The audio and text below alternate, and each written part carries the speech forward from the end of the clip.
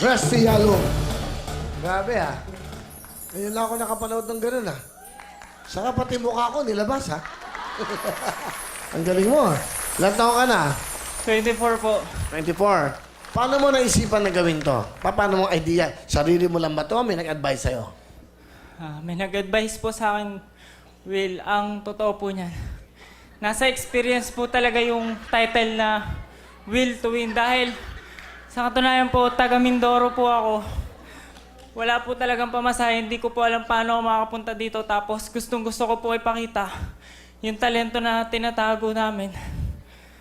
So nagsulisit po ako, maraming salamat po sa nagbigay para makarating po kami dito. Alin ka pang Mindoro? Opo, kagabi pa po bumiyahe. Tapos hanggang ngayon po wala pa pong tulog. Tapos hindi namin alam paano kami makakauwi. Bakit?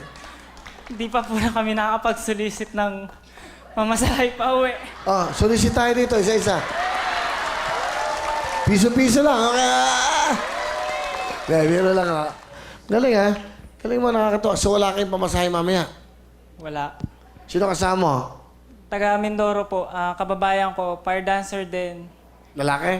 Babae po. Eh! Asan? Ayan. Ay, halika. Fire dancer din siya. Ay! Sa katunayan po, dapat po sana dalawa kami. Sobrang mahal din po ng mga gamit. Hindi po na-afford. Kaya ako lang po yung naka-perform po. Naluluha eh. Magkaibigan, naiyak eh. Ano pangalan mo? Mary Grace po. Ba't ka naiyak?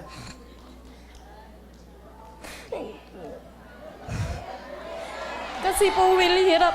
Ay, madami po kami naranasan para lang po makapunta dito.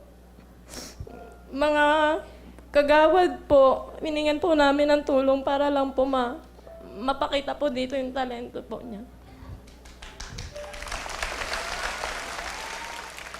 Ganda nung concept na to ah. Ngayon ko nagugustuhan to lalo ah. Kasi hindi lang po to tungkol sa kanilang talento. Tungkol to sa mga istorya ng buhay ng ating kababayan. Kung gaano kahirap ang buhay nila. Pero sayang, may talento. Katulad din po yan ng mga babae nakakausap natin, mga bata. O, ba't di ka nag-aaral? Alam niyo bakit? Wala po kaming pera. Napakaswerte. May isang programang nakabukas para sa mga katulad niyo. Ha? Nakakatuwa. Okay, ano mga comment nyo? Ariela.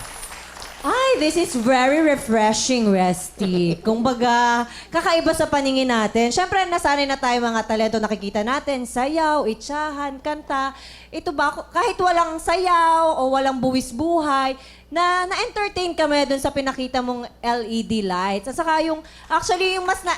Nung una, feeling ko nanonood ako ng parang jellyfish sa aquarium, ayun yung effect. Tapos yung bandang gitna, parang akala ko, parang, ay, nabobore ako. Pero napakita mo yung mukha ni Will to Win. Parang doon ko na-appreciate, ay, may storya behind sa ginagawa mo. Dahil pala galing kang Mindoro at talagang yung passion at yung hard work naramdaman namin sa performance mo. Thank you, Miss Ariela. Alright, Donita, kay Resty. Resty, hi! Gusto ko lang sabihin sa'yo, yung unang performer natin, ganun sila kadami. Ang sarap tignan. Buhay na buhay. Pero ikaw kahit mag-isa, kinaya mong ganun karami ang dating. Alam mo yon, yung ibig ko sabihin, kahit mag-isa ka lang, inoon mo yung stage, lahat yan sa'yo yan. Tsaka, yung pinoproblema mo, nakipagsapalaran kayo, pumunta kayo dito na walang pera, walang pamasahe. Alam kong ginawa mo yan, dahil alam kong sigurado, pag uwi mo, may pera ka. Ganon. Ibig sabihin, panalo. How about you? Odonya? Hmm? Will, first, sobrang, ngayon lang very emotional. Alam mo, Resty, nakakonect ako sa'yo. Grabe, I'm sorry. Hindi, totoo to from the heart.